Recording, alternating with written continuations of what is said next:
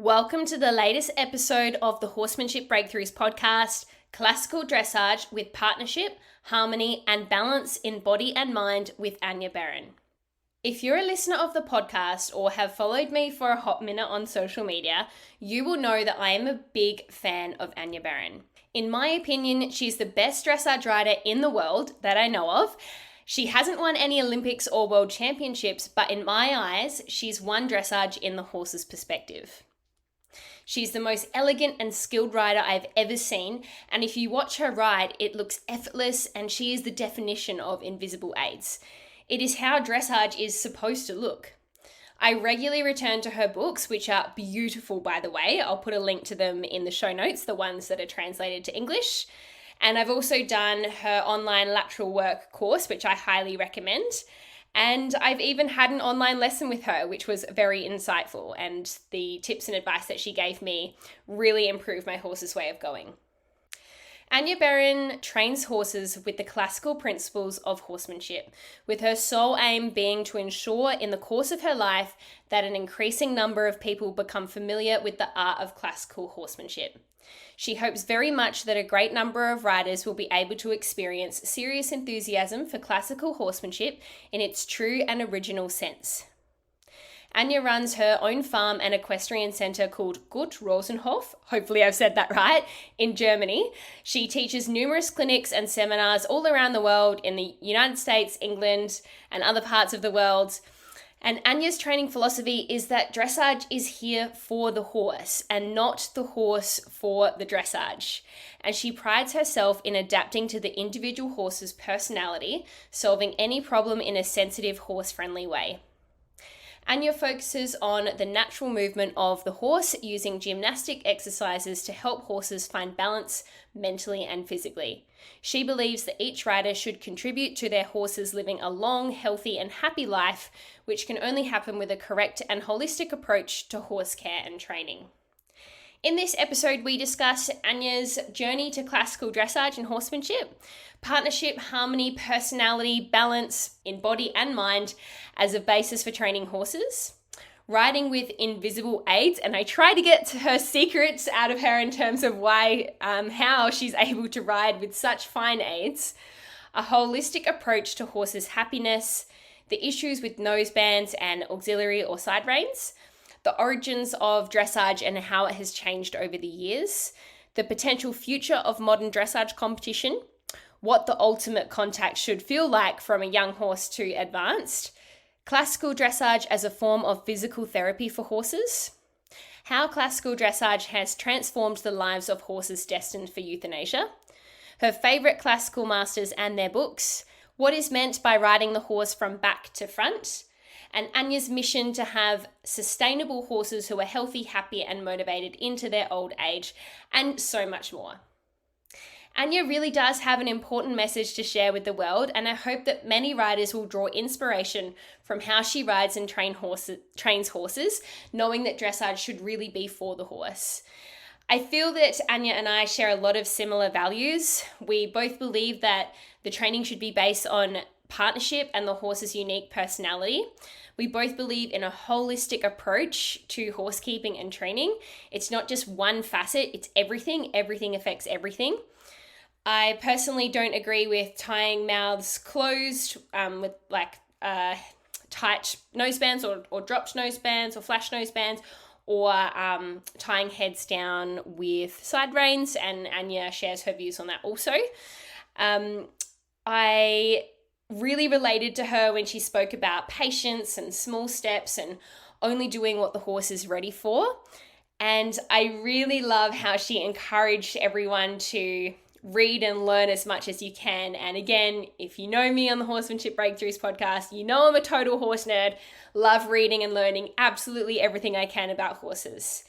There is also a moment in the interview where Anja talks about her own physical fitness practice. Despite riding 9 horses a day for the past 30 years, she still does off-the-horse exercise to improve her riding, which again, if you listen to this podcast, you know that I'm a stickler for that, and I think it's vitally important for every single rider to do off-the-horse exercise hence why I designed my 8-week rider-specific exercise program using my physiotherapy knowledge. So I absolutely loved it when she started talking about that. Anja is a highly experienced and knowledgeable rider. She has a confident but kind energy, which I'm sure is one of the reasons why the horses go so nicely for her.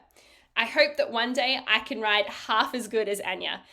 And I'm passionate about more people finding out about her because I believe she is a great example of what top level dressage should look like. Without further ado, let's jump into the interview with the one and only Anja Beran. Welcome to the Horsemanship Breakthroughs podcast, a source for riding and training insights with the goal of helping your horse be a light, happy and willing partner. I'm your host, Amalia Dempsey, a mainstream equestrian rider who discovered natural horsemanship and equine learning theory, and now I help riders like you achieve connection and communication with your horse so you can have more fun and fulfillment whilst prioritizing the partnership. Get more learning resources, including my free connection and communication mini course at amaliadempsey.com.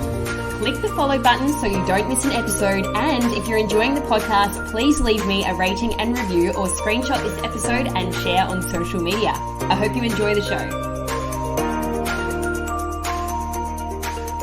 Welcome, Anja Beran, to the Horsemanship Breakthroughs podcast. It is an absolute honor to have you on the show today.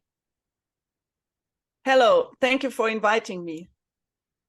You're so welcome. I'm sure that many of our listeners know a bit about you already, but I think it would be a really interesting way to start to hear about your journey with horses so far, from when you got into horses to what has led to what you're doing today. So to make it short, when I was a little child, my mother was riding and she had a Friesian. So I lived with a Baroque horse from the beginning, and then we were only hacking, and I got an own Arab when I was 10 or 12, and that was a very different kind of breed, but was good for me from the beginning to see the difference of horses. And then of course I took lessons with normal schoolmasters. And my first trainer, for his own, he had a Lipizzaner stallion. And I wondered all the time why he can ride very difficult things. I didn't know what it is, but he made piaffe, passage, pirouettes, flying changes. And the guy, he almost didn't move on the horse. And I had always to do a lot of work with my legs and hands to get all these schoolmasters working, even for trot or for canter. It was really, for me as a child, hard work to make the horse go and make him move. And this man was sitting very calm on his Lipizzaner stallion and made a lot of different movements. And I thought that's very fascinating. And I asked him, how can I learn this? And he said, here in Germany, it's quite difficult. If you want to go to the roots, back to the roots of classical dressage, you should travel to Portugal. And as my mother, she was also riding, she said, okay, I'm interested too. Let's go to Portugal. And so with, I think, 14, I've been the first time there. And I started at near Lisbon at Luis Valença's place. And yes, there, of course, it touched me in the moment, because here the schoolmasters, I have ridden Lusitanos there, of course, they have been so fine. And even for me as a young rider, many things I made on the horse, many aids I have given, they have been too strong. And then I made the first mistake in my life, because I thought it depends of the horse breed. So I thought, yes, a Lusitano, a Lipizzaner is very fine, and the German Warmblood is not. But that's what I thought, because I was young. Nowadays, I know it's not the truth. It's the way the horse is trained, of course. But I've been really, I've been in touch with the classical world.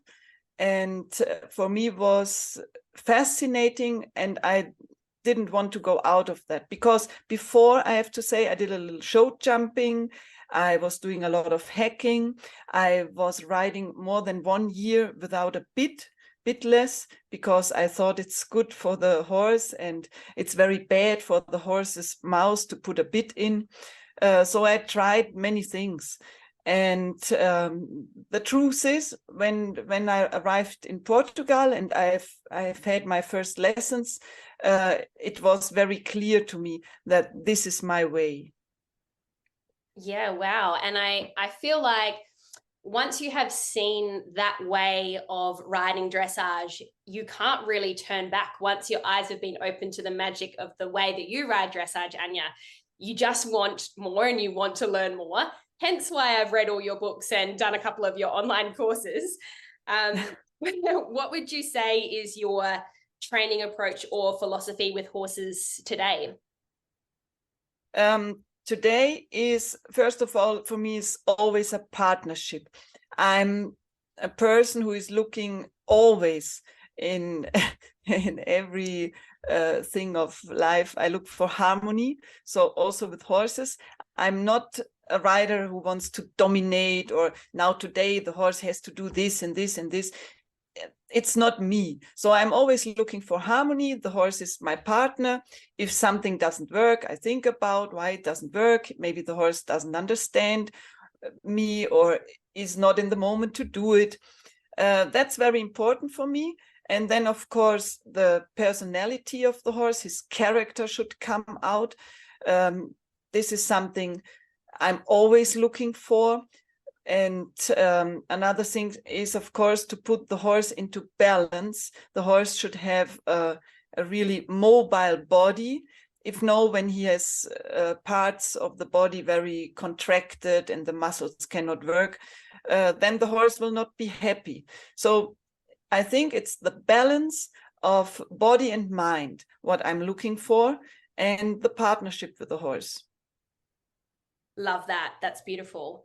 And before you touched on, riding a horse with subtlety and almost invisible aids, like it looks like you're doing nothing. What would you say are your secrets to having that beautiful position and posture when riding? And how do you achieve those invisible aids, which is what everyone wants to be able to do, right?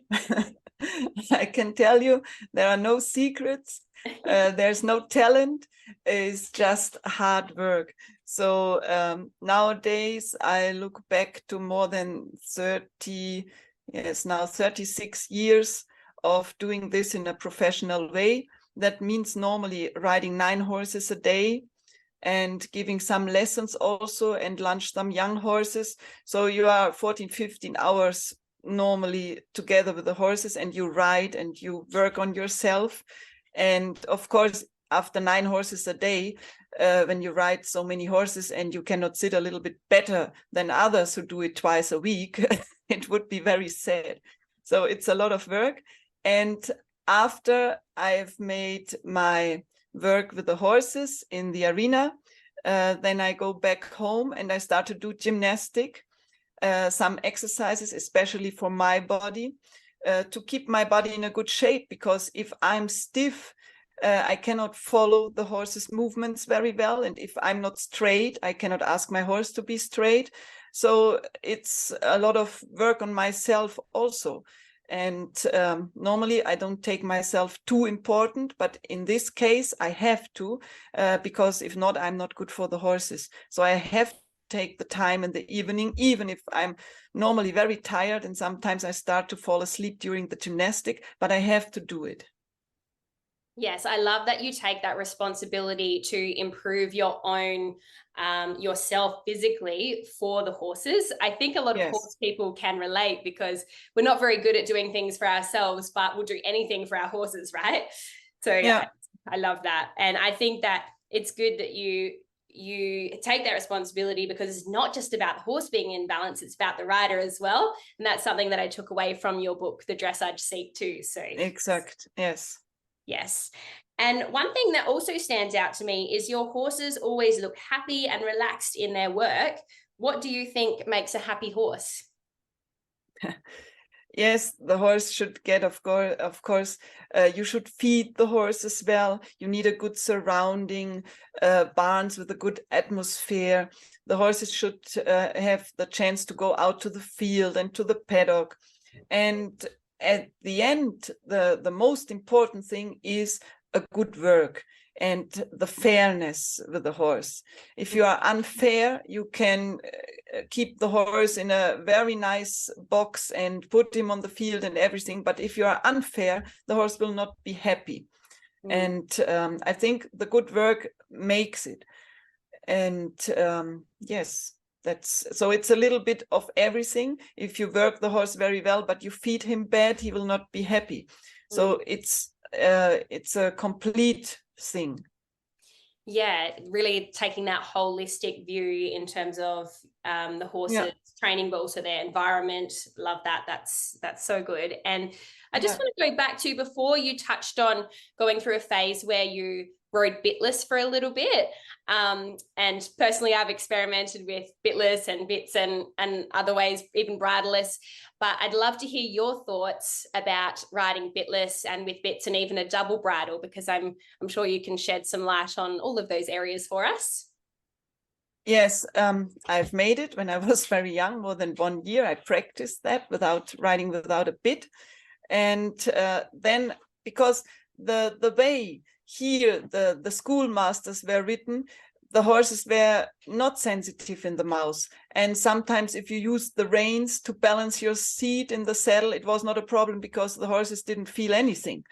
And that's what I didn't like, even when I was a child.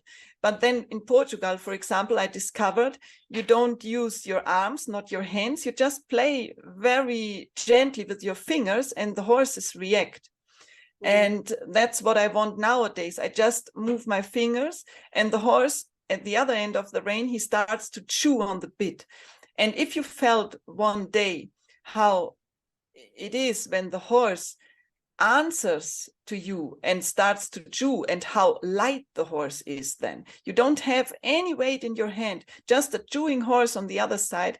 And the truth is, when the horses start to chew, they start to be light and relaxed, because when the mouth is speaking, we say speaking, the horse should not be stiff in the mouth, he should move the mouth.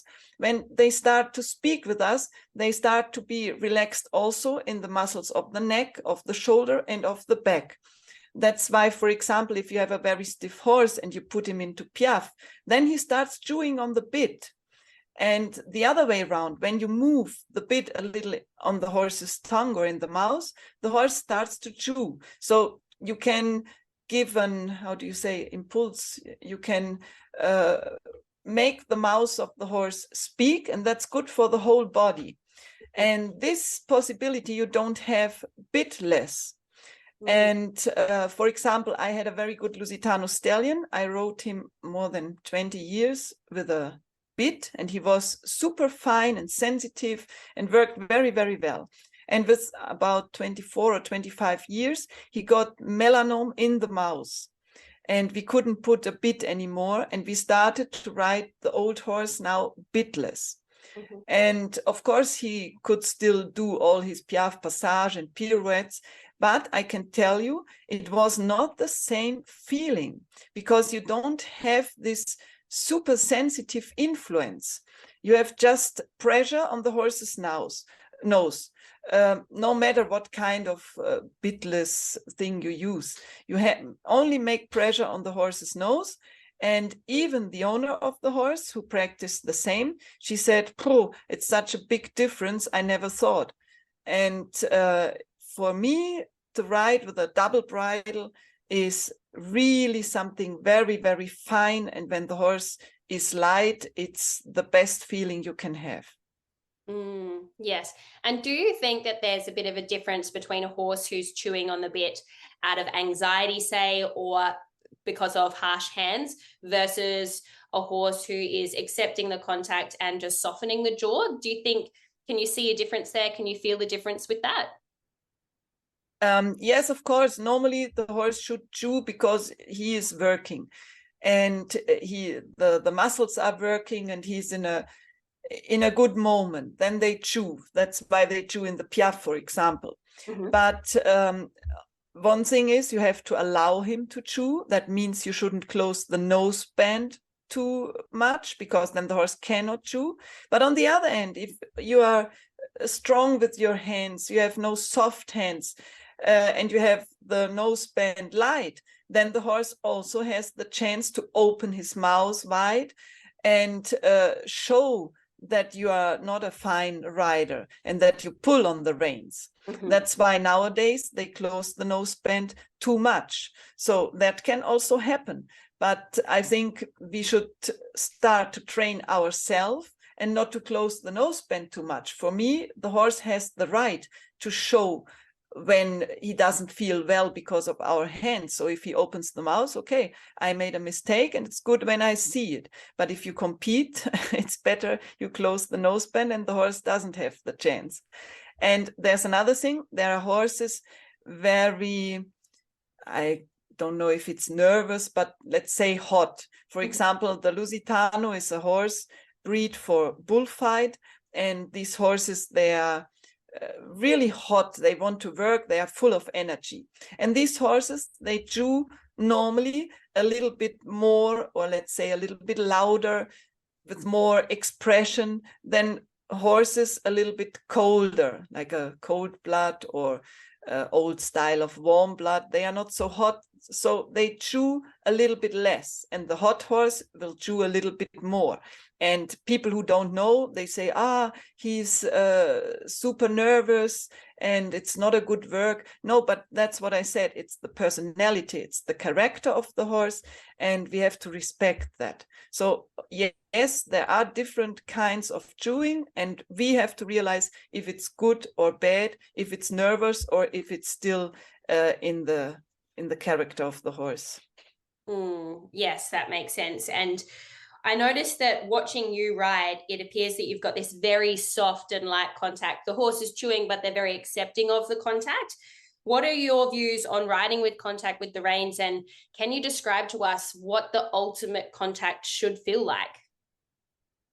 Yes. The question is very special, because when we break in 3 years old, of course, we start to have a contact, because the horse, little by little, he has to understand that we want to control the speed with the reins in the beginning. We want to turn left or right. So the horse has to learn the rein aids. Mm-hmm. And for that, we need contact. And the horse in the beginning, he's in a natural, let's say, horizontal balance, mm-hmm. and is not sitting on the hindquarters and collected. No, the horse is long and just in a natural balance, and we need the contact. And that's what the modern way of dressage, what riders, they forgot. Then little by little, we train the horse for years, and the horse starts to be collected. And more the horse starts to bend his haunches and will carry weight on the hindquarters, more the front is getting light and the neck is coming up. The neck is getting shorter and coming up. It's not the rider who puts the neck up with his hands, it's the horse. And more the horse is collected, lighter the contact will be. So it's a natural thing. Classical dressage should always follow the nature of the horse. So this is a normal thing. If the horse is horizontal and more forward, you have more contact and you feel more the horse's mouth in your hands. And little by little, if the horse is more in self-carriage, he's not depending on the reins anymore. He's carrying himself. So the contact is not necessary. That's why you can throw away in a good piaffe or passage, or even in a collected trot, you can throw away the reins for a moment. It's what Laguerre said with the descente des mains et des jambes. He said you should give up the contact and doesn't do anything for a moment to see if the self-carriage is true. Because if you don't give up the contact, you don't have the proof. And on the other hand, he said you can motivate your horse even more if you leave him alone for a moment. That makes the horse more brilliant. And that is what nowadays is gone, is the way from a normal contact in the beginning to almost no contact at the end, because they always speak from a good contact. They want to have a good contact in piaffe, but they don't give reins for a moment to see if the horse is carrying himself. And that is where they lose the good way of dressage. Yes, I was going to say that this lightness of contact in the higher levels isn't really exactly what we're seeing in modern competition today, in my opinion. How do you think dressage has evolved over the years, and why do you think many classical trainers turn away from riding in competition? The competition thing is something that developed out of the cavalry school. For example, after the Second World War, there was a problem because horse people were afraid that the horse will pass away, because the motorbikes and the cars started to be fashion, and the horses were not needed anymore. So they thought we have to create something, riding clubs and things where people can compete to keep the horse alive. So the first competitions, even for the military riders, they existed to test if the soldier can use his horse very well. So they've been very simple. You have to do canter to the left and to the right. You have to jump over a tree, and you have to go some steps, rein back, do a flying change. You have to do trot and allonge a little the trot to see if the horse is forward, and things like that. So very, very easy. It's called the, how do you say, Campagna school. Very basic things. Yeah. And that was the base of the modern tests also. And then, yes, people started to ride and buy horses. And of course, little by little, they created tests more difficult. And then with this, with the idea the rider should show that he can control the horse very well, little by little, they put even piaffe and passage, so elements of high school and pirouettes into the test. But they forgot this is not a moment where you want to see that the person can control the horse and make the things at the point. Now they put elements of art. And yes, high school is something you need many years for that. You have to train not only the horse, but the rider in a very detailed way. And suddenly these elements have been in the tests, but the mentality and the spirit was completely different. And that's why nowadays they try to do piaffe passage with a strong contact, or what is, for example, completely wrong is they do the passage and the extended trot with the same position of neck. Normally in extended trot, the nose should go really forward and the neck should be longer, because long step, long neck, short step, up, short neck. So there should be a difference. But the horses, they do all the tests with the same neck. The only thing that, when they are allowed to stretch the neck is in the long walk, because then the riders, they are so afraid that the horses fall into the camel move. They are pacing. So then they give reins, they throw them away even completely to get a 4-beat walk. But the rest of the test, they do all with the same neck, and that's not good. It's not correct. Do you think there's any hope for the future of dressage? Do you think it can be changed to be better for the horse and more correct in terms of classical dressage? Normally it should be possible, but I think in real life it will not possible, because it's another way of thinking. It's doing sport on a horse, sport with an animal, and the goals are different. So if you are a horse lover or really a rider, you make the best out of every horse you get. For me, it's not important what kind of breed and how tall, and if the horse is difficult or not difficult, and good gaits or not good gaits. I try to make the best out of every horse. But here, if you buy a very good horse, and then you discover a little problem, he's maybe not good enough, you buy the next, you buy the next, you buy the next, until you have the horse that is able to win with you. Because on yourself, you don't work too much. You just buy horses with a lot of capacity until it works. And this spirit of changing horses and buying always a new one, a better one, that keeps, of course, all the business alive. But that makes it difficult to change the things, because, as I said, the spirit is very, very different. And I think as we have there get published a lot of things that shouldn't happen, for example, blood at the spurs, blood in the mouth, doping here, problems there, and more and more these things will happen. More and more the people who don't ride, they will say, riding is cruel for the horse, and sports with animals should be forbidden. There are already many voices like that. And I think sooner or later it will be forbidden to compete with an animal, I'm sure. And if we don't change the things quick, and I think there's no chance to change the things quick, so I think it will be forbidden. And I hope that it will be possible to ride still the horses and to train them, maybe just for fun in a classical way. That might actually be a good thing for the horse world. And I have had someone else on the podcast express the same, I guess, prediction that the competition world might be shut down at some point. I guess it could be good or bad. You know, if they shut down competition, will they eventually shut down us riding horses altogether? Who knows? But hopefully we can turn things around before that happens, or we can demonstrate that we can ride horses in an ethical way without competition. Going back to your journey with horses, what has been your biggest horsemanship or horse training breakthrough to date?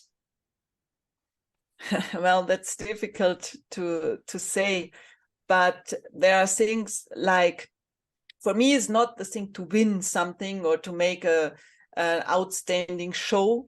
For me, the things, the success is a good word, at home is important. For example, I got a horse with a difference in his hips for more than 12 centimeters.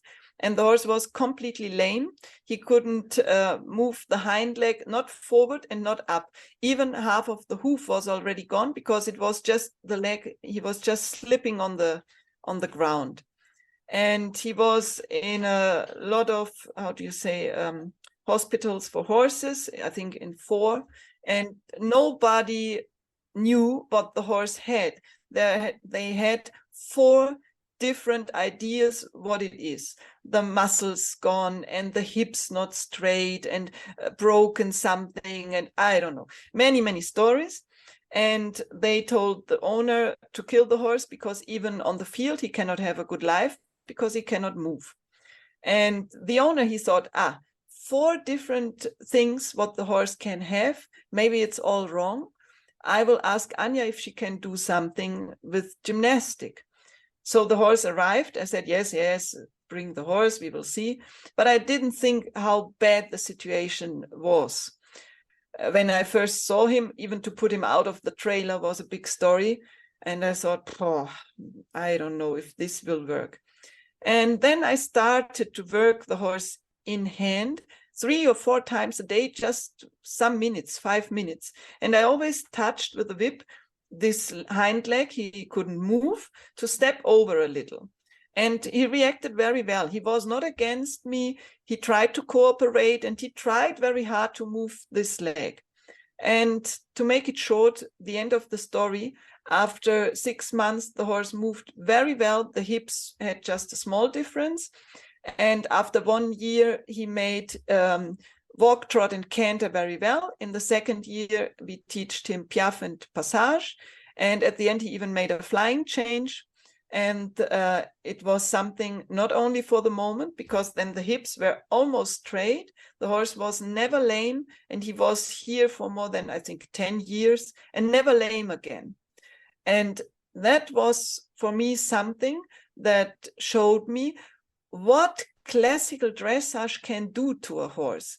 It is gymnastic. Everybody says, yes, dressage is gymnastic. But in worst cases, it's like a physiotherapy. It's like gymnastic for people who are really ill. And we can say classical dressage solved the life of this horse. And some years ago, 3-4 years ago, I bought another horse, a very, very expensive stallion, who made the, how do you say, the stallion test when he was 2.5 years old, so much too early. And the horse was for more than 2 years always lame. And the vets didn't know why. They gave injection into the knee, into the back, and they made different things and nothing worked. The horse was lame, sometimes in the front, sometimes with the hind leg and in the front. And after 2 years, because he could not make the next test he should do as a stallion because always lame, they said they have to put him to slaughter because it will not work. And then they asked me if I want to get the horse, and the horse was really expensive. So they asked me 500 euros. That's nothing. It's the price for the slaughter. And I bought the horse, and after 3 months here, he was not lame anymore. And now he's about 3 years here, and not one day he was lame. So the horse was just completely stiff on the forehand, contracted, and the gymnastic helped him to use his body. And that was the problem. It's like ourselves, when we are very stiff, we don't move well. And doesn't mean that we have something really at the vertebrals or somewhere. Maybe we are just stiff in the muscles and not straight, and then we cannot move in a good way. And it was the same with this horse. Yes, that makes so much sense, especially to me, Anja, because I'm also a physiotherapist. And when people come and see me for treatment, humans, usually it's because they're not moving enough or not moving in the right ways that's causing their pain or injury. So it makes total sense.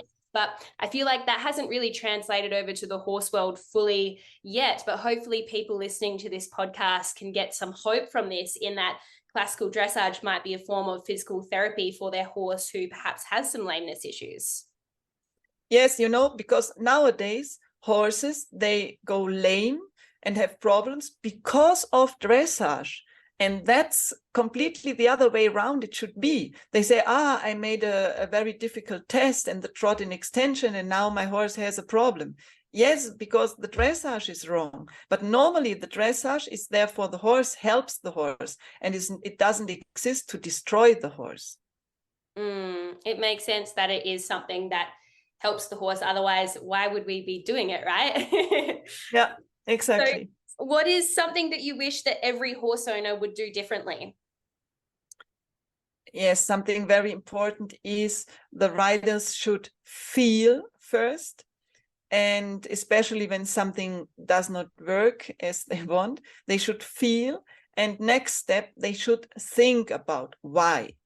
And then they should try again. If they have an idea of a solution, then maybe they should read or ask somebody with experience what they can do and try again.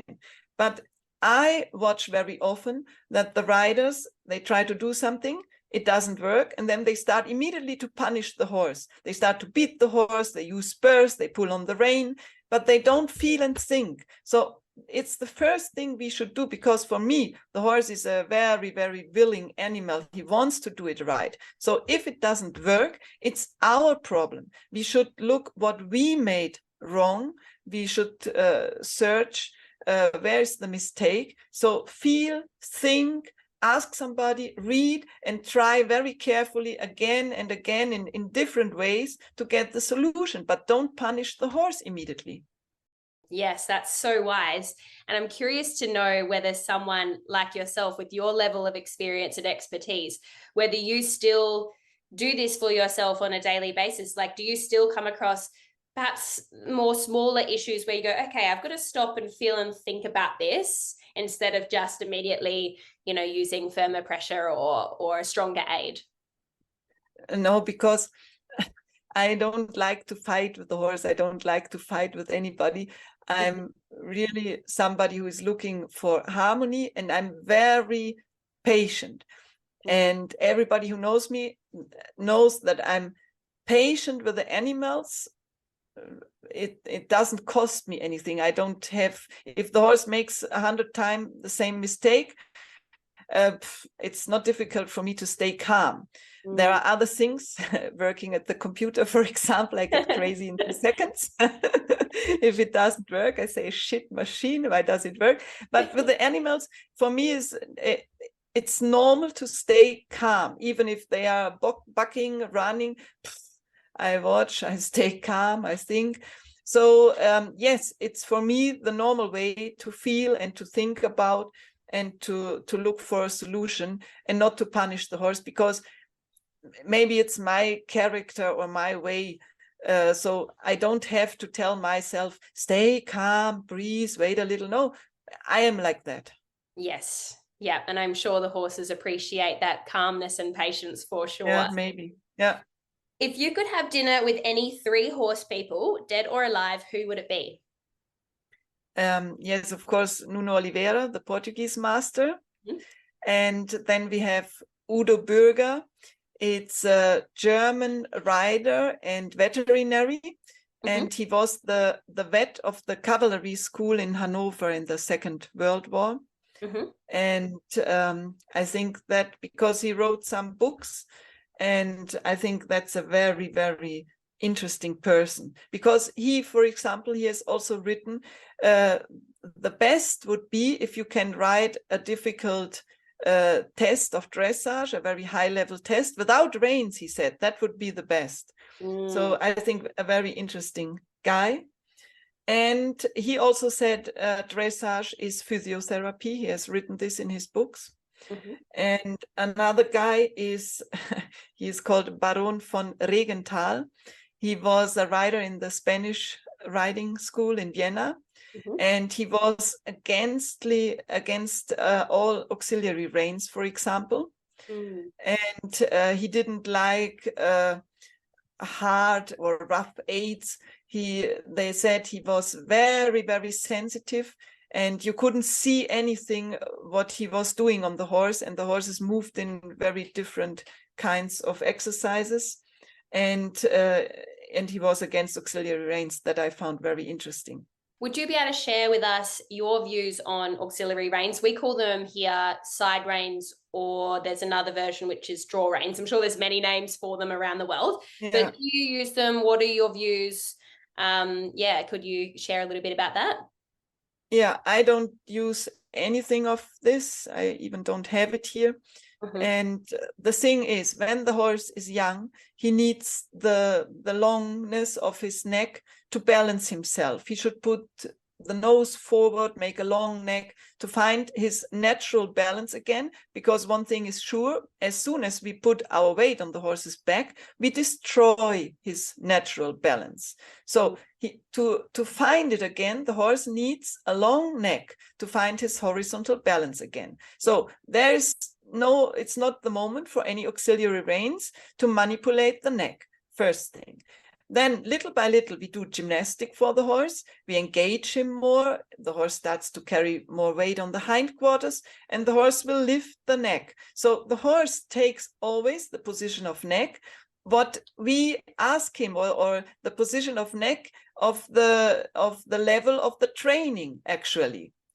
And as Udo Bürger, he has written, if we train from the back to the front, as every master says, you have to ride from the back to the front, the neck is naturally the last part of the horse's body that will be in a nice position, because the neck is on the other side when you start at the end. And the neck is the last part that takes a good position. So we have just to be patient and wait for the neck. So I think auxiliary reins, they just create tension in the horse. They put the horse on the forehand. They put the horse out of balance. They put many horses behind the bit because there's a pressure, and to escape the pressure, they put the nose backwards. And then nowadays we have here to ride more horses with problems that they are behind the bit than over the bit. And that's the result of all these auxiliary reins. So for me, there's no moment in training where we need it. And yes, I think they only have bad results. Yeah, yeah. And when you mentioned the riding a horse from the back to the front, I think there's also many interpretations of that as well. What does it mean for you? The horse should be forward at all.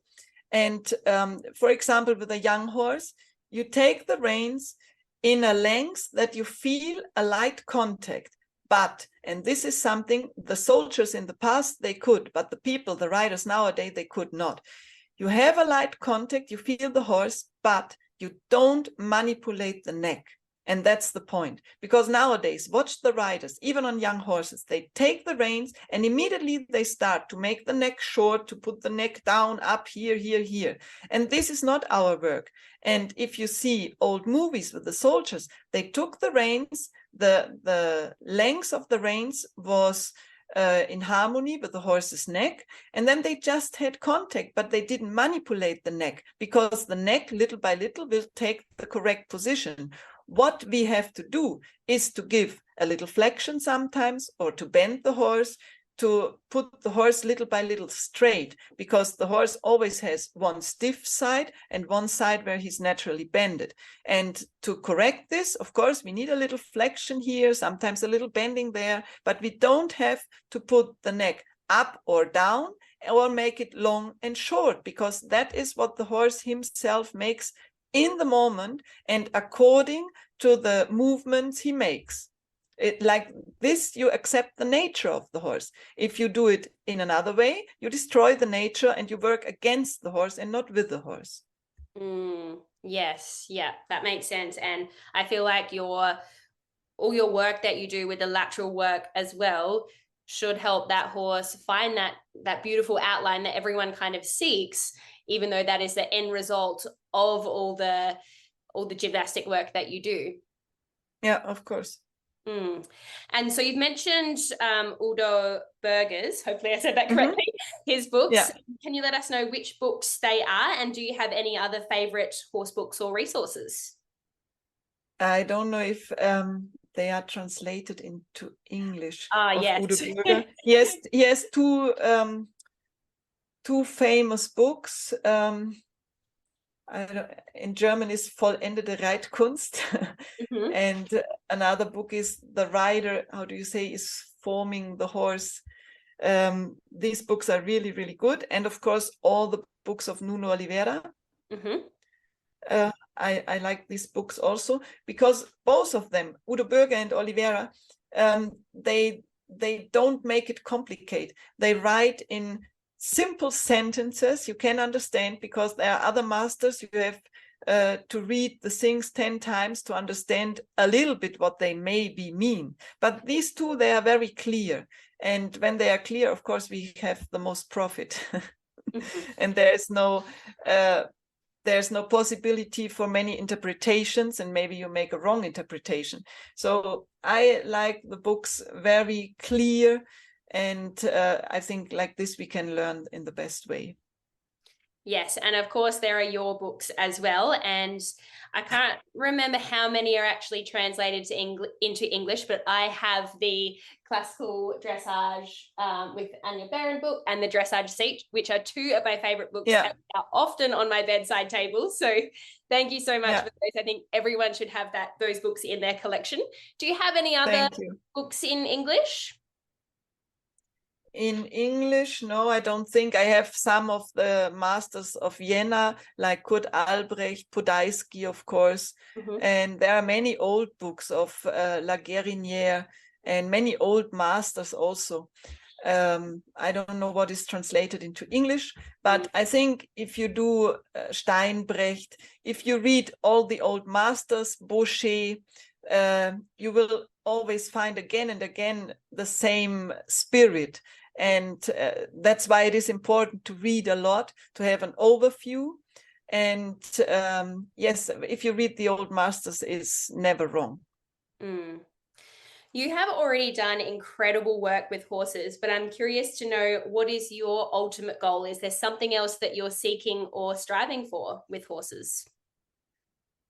For me is, I don't know if I can say the word correct, but is very fashion, is sustainability. The Mhm. horses should stay healthy and get old and should be happy and motivated. So this is for me very, very important with every horse. And actually, I've here many horses more than 26, 27, 28 years old. The oldest is 34. And he's still moving in walk, trot, and canter. He's still fit. And this is very, very, very important for me, for every horse, that we make the best out of every horse, to work him in his capacity, to accept what he can do and what he cannot do, and to help him to get old and be healthy and happy.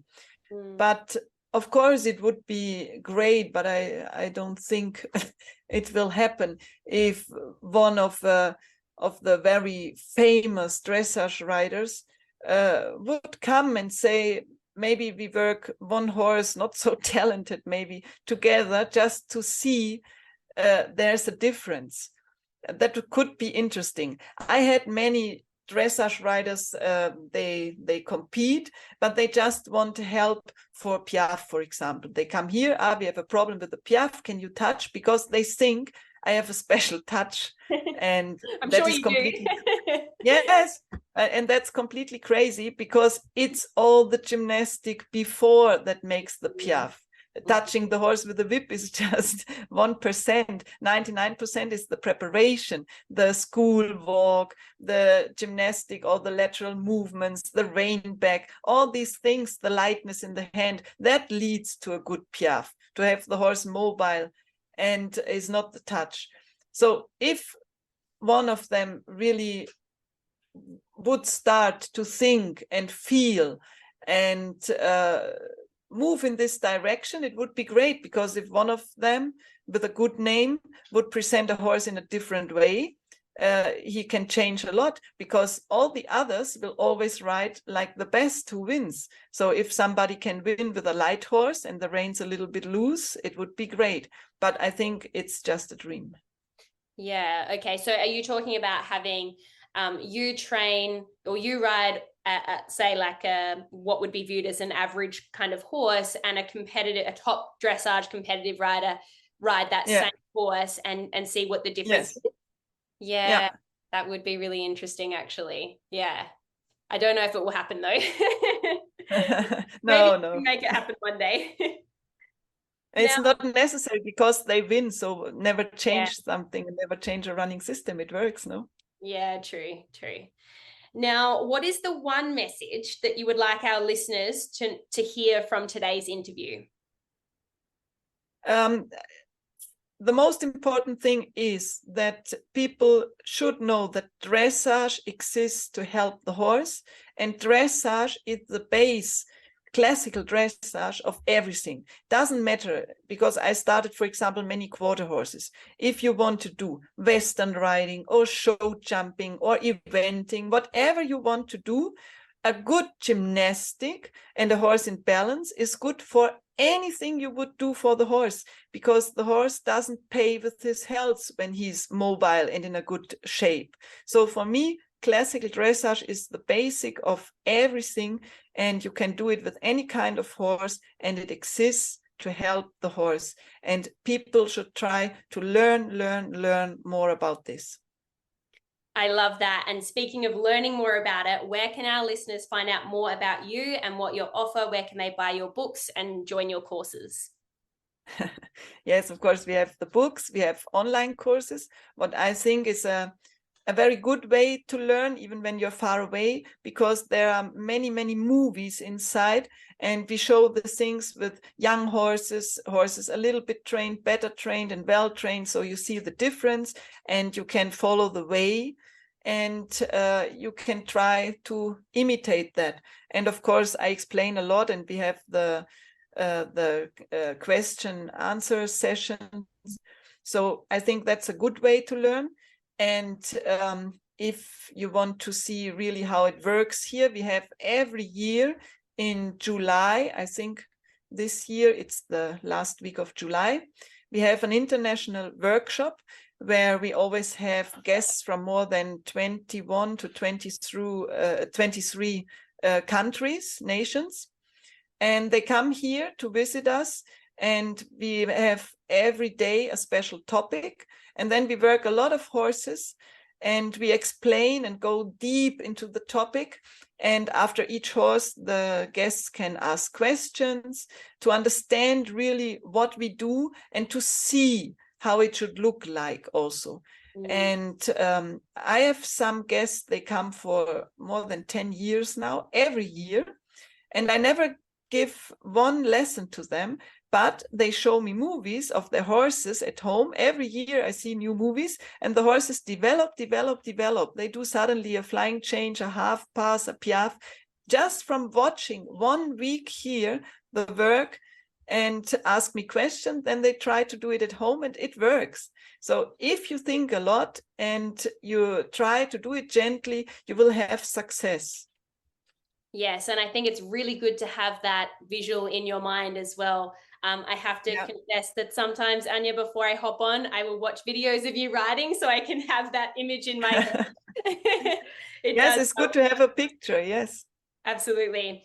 Anja, thank you so much for coming on the Horsemanship Breakthroughs podcast today and sharing your wealth of knowledge and expertise on horses and classical dressage with our listeners.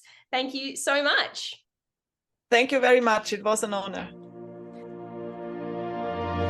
Thanks for listening to the Horsemanship Breakthroughs podcast. Make sure you hit the follow button so you get notified every time a new episode is released.